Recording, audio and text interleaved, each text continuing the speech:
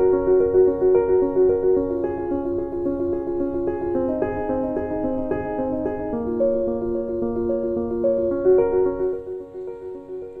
ายดี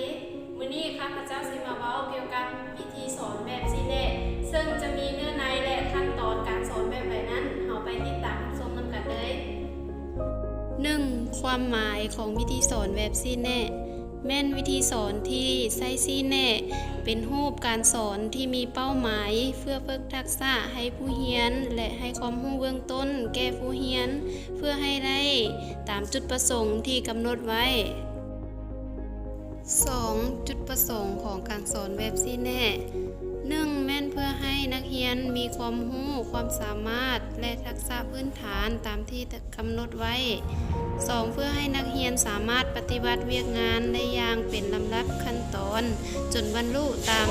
ผลที่กำหนดไว้โดยให้เกิดข้อผิดพลาดแม้นน้อยที่สุด 3. ขั้นตอนของการสอนในวิธีสอนแบบซีเน่นี้แม่นจะประกอบด้วย6ขั้นตอนและในนี้แม่นเราจะเอาวิธีสอนแบบซีเน่เข้าในวิชาฟิสิกส์ศาสตร์เรื่องรูปแบบของการส่งความร้อนขั้นที่1ขั้นทบทวนความรู้เดิมในขั้นนี้อาจารย์จะเป็นผู้ตั้งคำถามโดยถามคำถามในที่เห็นในชีวิตประจำวันเช่นว่าเป็นอย่างในเวลาที่เฮาอยู่ในแดดมันจึงร้อนแล้วอยู่ในร่มมันจึงบ่ร้อน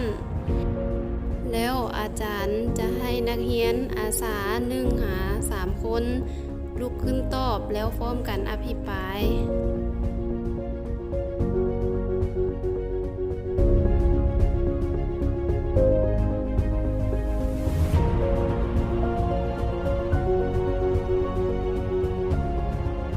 ขั้นที่2ขั้นบอกวัตถุประสงค์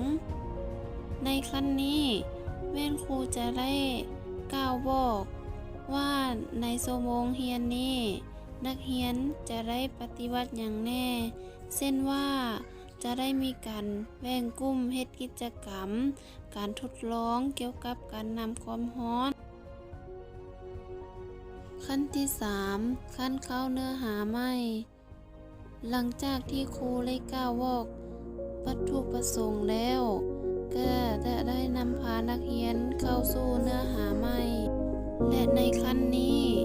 ครูให้นักเรียนแบ่งกลุ่มออกตามความเหมาะสมของจำนวนนักเรียนและหลังจากนั้นครูก็ได้ย้ายไว้กิจกรรมและไว้ความรู้ให้นักเรียนแล้วต่อมาครูก็ได้แนะนำอุปกรณ์และวิธีการทดลองให้นักเรียน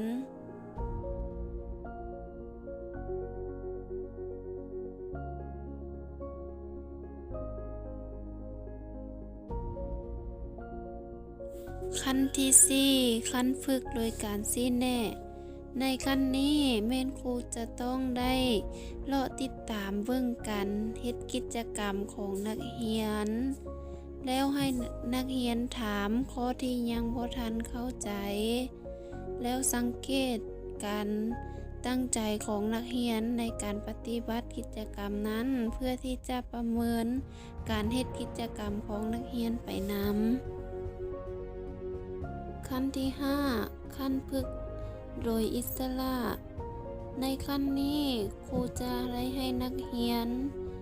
ได้ปฏิบัติการทดลอง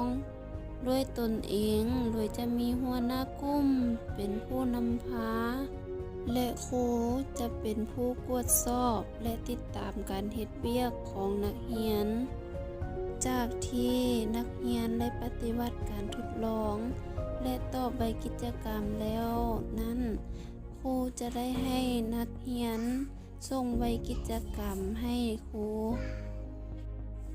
ขั้นที่6ขั้นทบทวนในขั้นนี้แม่นครูจะได้ให้นักเรียนแยกกลุ่มกันแล้วครูจะให้อาสาสมัครขึ้นมาสรุปบทเรียนที่ได้เรียนผ่านมาว่าในบทนี้ ได้ความรู้เกี่ยวกับหยังแน่